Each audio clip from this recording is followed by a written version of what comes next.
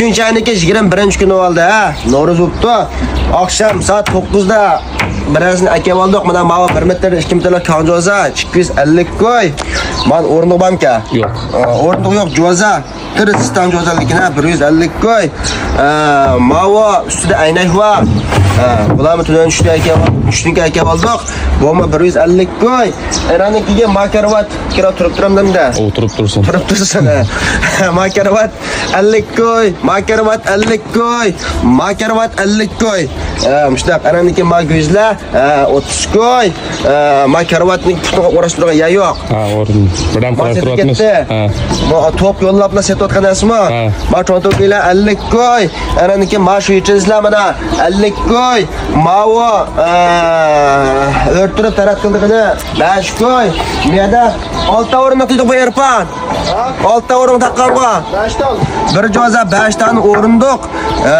Putu oq usti aynaklik. 350 koy. Benim setvatine anamiki masafa necha? Safa sadece 450 koy.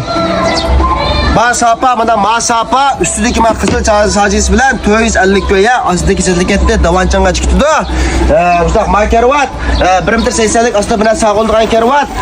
Bu 700 koy. Ananiki mana o'sha 80 da 1 metr 20lik jozlar 100 koy.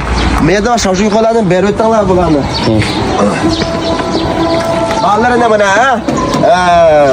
Hemen saq. Saq, hammasi saq. 100 koy, 100 koy, 150 koy, 200 koy. Bervatimiz. Maqsad nima? Kuchimiz ayaga. Mana qo'shiqlarni muzikani katta qilib qustog'ini keltirib. Mala. O'za kitsiz 500 koy, 600 koy, 600 koy.